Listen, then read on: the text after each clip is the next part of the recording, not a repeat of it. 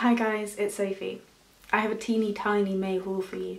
I'm trying to be really good and it's actually for an exciting reason, but I'm gonna keep that quiet for a minute or two. But I'm trying to be really good, so I've only got 5 books to show you, but I thought I'd show you them anyway. And just have a chat about why I bought them and what I'm excited about. So the first one I have is The Guardians, an Elegy by Sarah Manguso. This is a memoir about her experience of her best friend dying. I think he committed suicide. Yeah, he jumped in front of a subway train. And it's talking about friendship and loss and the kinds of loss you feel when it's someone who's really close to you rather than like a family member, and suicide as well. I've really enjoyed her other 2 memoirs that I've read. I love the cover of this one, it's really my favourite one. Yeah, and I just think I'm going to really enjoy it. I think she's a really simplistic memoir style, not dissimilar to the kind of like Maggie Nelson vibes, though I don't think she's quite as good as that, but I do really like her. Yeah, so she's got a few others I think, but this is the one that drew me the most. The next one I have is one for my In Real Life book club, and that one is Love in the Time of Cholera by Gabriel Marquez. This one is a pretty big book. I thought it was much smaller than this.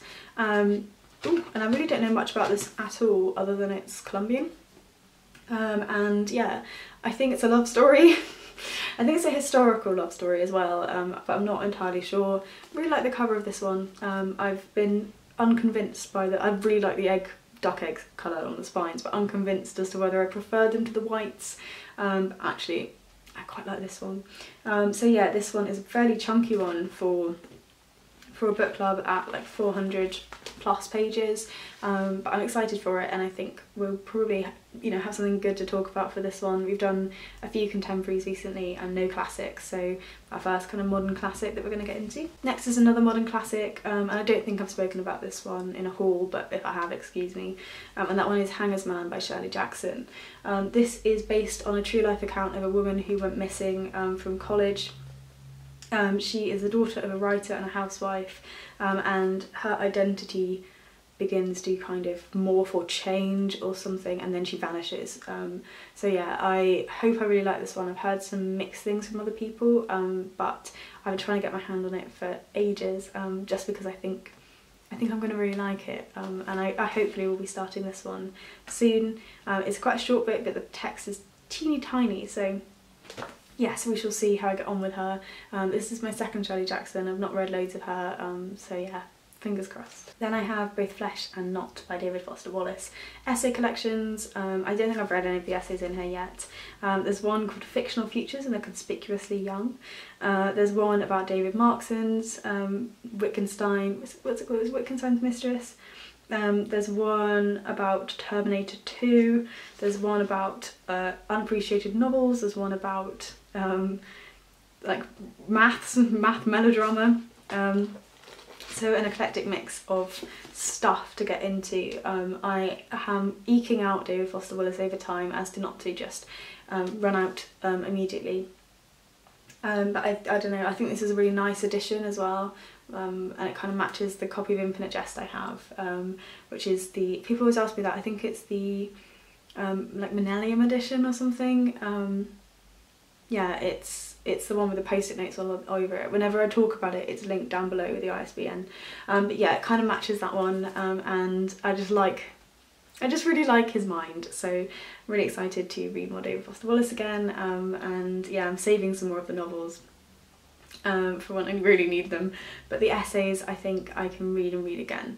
I often refer back to the one about the cruise trip, like to a lot of people I'll speak about that one. And the last one is one that is just buzzy right now, and I want to be part of that buzz. It's very me, so it is I'll Be Gone in the Dark by McNamara, there we go. This is a true crime book about the Golden State Killer.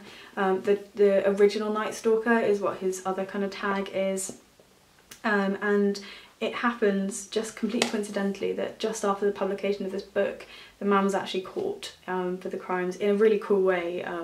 So one of his relatives put up their DNA through Ancestry.com, and the police found a hit on the DNA and were like, oh my god, this is the guy, or rather this is someone closely related to the guy, and they tracked down the relative and find the actual man from this really obscure means, which is somewhat kind of Big Brother-esque, but also just a really cool way to catch a criminal.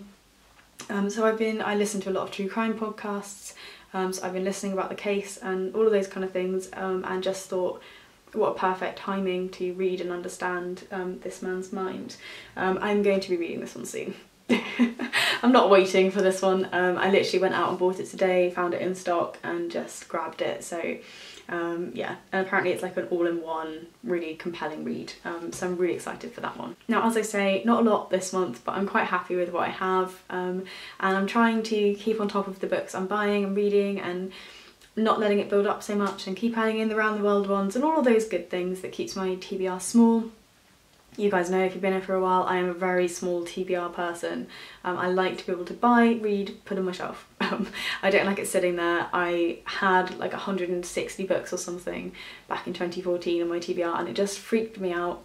I think I've got 18 at the moment on my TBR, minus my Around the Worlds, which are probably like 50. So I've still got quite a few, but the Around the Worlds feel somewhat different because they're for a specific challenge, rather than being ones that I've just kind of picked up willy-nilly. And because I'm adding them in, I'm trying to add 5 in and read the 5 for the wrap-up whilst I'm reading another 5 new ones, and that's been working really well. So yes, I think the TBR is manageable, and it's nice to have just a few new things coming in rather than piles and piles of them, and knowing I'm going to get to them and read them. That just feels right. It also seems to be a bit of like a movement on YouTube at the minute, like BookTube, people kind of shrinking their TBRs and not necessarily taking in so many review copies. I think I've pretty much like excluded myself from the whole publishing world this year because I'm just not taking any, or unless gems of publishers are contacting me with like, hey, did you know we've just published the first book by an Omani author and an Omani female author, do you want one? And I'm like, oh hell yes, I want one. But excluding those, I have pretty much been like just refusing everything, which is nice. It's quite freeing in a way. Though next year, I think, when I've got like less of Around the World pressure, I may build those bridges back up again. But yes, I hope you're having a really lovely day today, weekend, whatever it is that I put this up, and I will see you guys soon in my next video. Bye!